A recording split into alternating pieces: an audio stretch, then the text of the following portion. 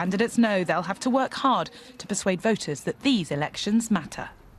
So what are the issues that will decide these elections? In Maidstone, alongside the European poll, electors will be voting for some of their local councillors too. Sarah Neville's been there to take a look at the Liberal Democrats' campaign.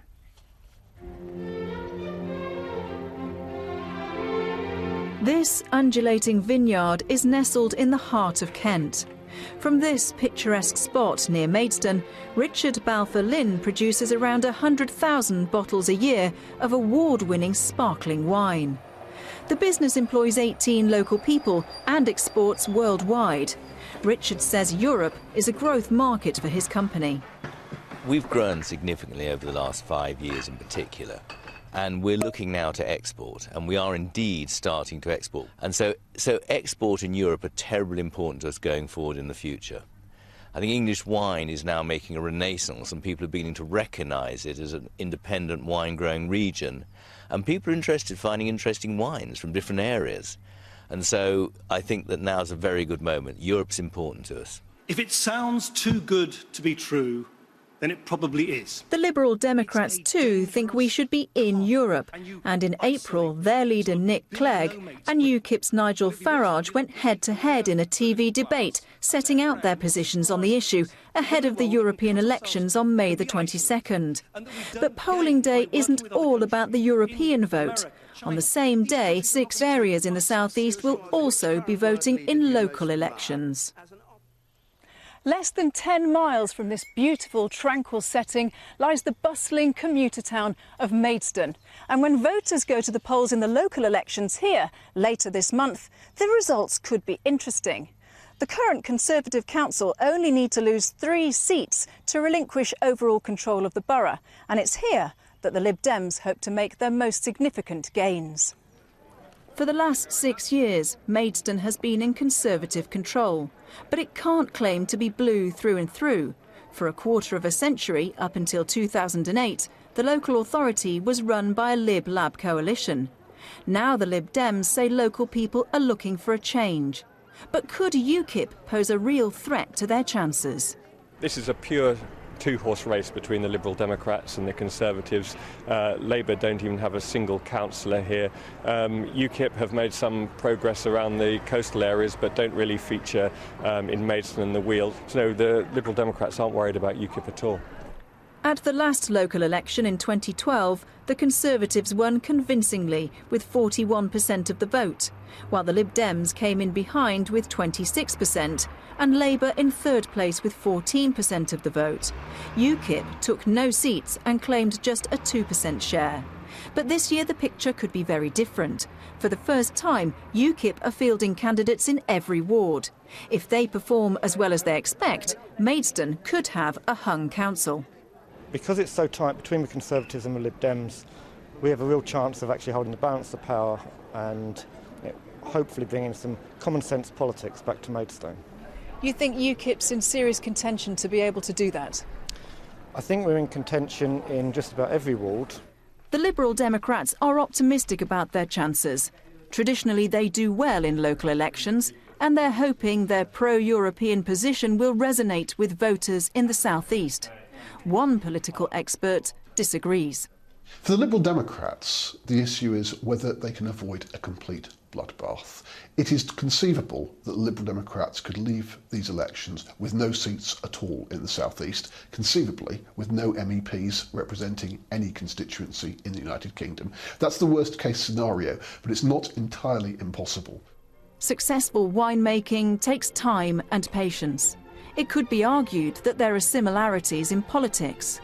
But with less than 3 weeks to go until polling day, the question remains, will 2014 be a good vintage for the Lib Dems in the region, or will voters in the South East feel they've lost their sparkle?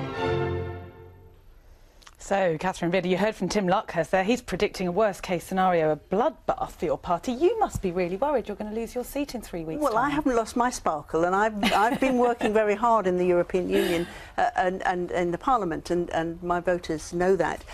Just like local councillors from parish, district, county, they know that elected Lib Dems work really hard, and they know and know Jasper and the team that he's got in Maidstone. You're talking about your hardcore voters, but why doesn't... You used to be the party people went to because they were fed up with Labour and the Conservatives. You are being punished for being in coalition. Well, maybe people will be looking and seeing, actually, what have we delivered? We've delivered more of our manifesto as a minor party in the coalition. We've delivered at county level too. Trudy Dean and her team at county are delivering day on day on. And I have been delivering in the Parliament, just as I've always said. That doesn't seem to be getting through. I mean, just looking at the polls, things are looking pretty bad. You're on about 8–9%, depending on which poll you look at. UKIP 38. I mean, there's a huge gulf there. Is your best bet really to wait until next year, get out of government, and then go back to being the opposition party? Then you'll pick up votes again. No, our best bet is to get elected, and then we can deliver our policies, and it's the policies that people will vote for.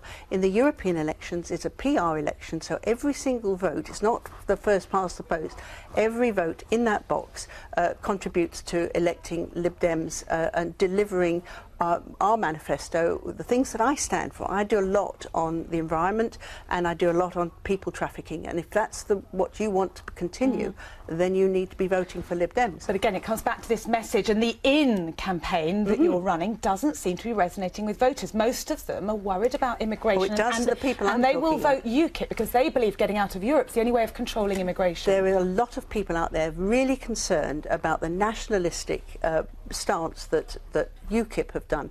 What the Lib Dems are doing is standing up to UKIP. We want an open, a fair and a tolerant society, and you won't get that with UKIP. You will only get that with people who are ready to engage with the European Union and to take Britain, make it a great Britain, not a little England. OK, Catherine, thank you. Let's bring in George Jeffrey at this point. Now, it's interesting in that film, there are a lot of disaffected Tory voters here in the South East. We heard from Maidstone Borough Council they want to build more homes, and yet the Tory-run Kent County Council is opposing that. Who's right in that argument about building more homes in the South East? We do need to build more homes in the South East. We need to be building homes in a smart way. We need to protect our green belt. We need to utilise urban facilities and brown site facilities far more effectively. But let's not forget, building homes is good for our economy. It generates jobs, it generates prosperity, it deals with the housing shortage. So in principle, it's got to be a good thing. But unfortunately, being in power again hasn't played well. A lot of your planning reforms have gone down really badly in parts of the South East, where again you've got hardcore voters, many of which yet again are tempted to vote UKIP. Knocking door to door and canvassing, as Catherine and Keith both do, you get the sense that people are interested in fundamental things. They're interested in their job security, they're interested in job creation, they're interested in their taxes being cut, they're interested in a sensible immigration policy, they're interested in sorting out welfare, and they're interested in having skill sets that young people can apply in this globalised competitive environment that they're in. As we just heard, George, a lot of Lib Dems in the Maidstone campaign believe that campaigning against the housing development is their way to get back power at the council. So this isn't going down well with your voters.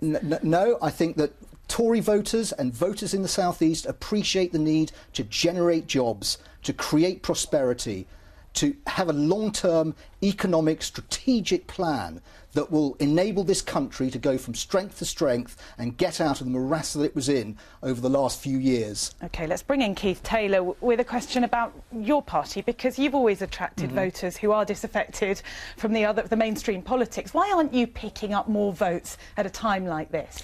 Well, I think the polls are showing us that we're level pegging, really, with the Lib Dems. But why are UKIP getting all those voters? Why aren't they coming to you? Look, there are parallels between your parties. Yes, you might not like to admit it, but there are. OK. Well, people are supporting Greens, and we've got more councillors across the South East region that we had in 2009. Our votes going up. We're very confident. I mean, Catherine Bearder is a fine example of a hard-working MEP. But in fact, Catherine belongs to the Liberal Democrats, who are practically indistinguishable from the Conservatives. And they both believe in the market actually delivering the solutions to the problems we need. Now, we've had a long list of things from our Tory friend about what the people wanted. I think what the people want is a European Parliament they can trust, that puts people and the environment at the centre of politics. Because we're going to turn our attention to the Greens. Before we do that, thank you very much, George Jeffrey, for joining us. OK. So let's turn our attention now to the Greens.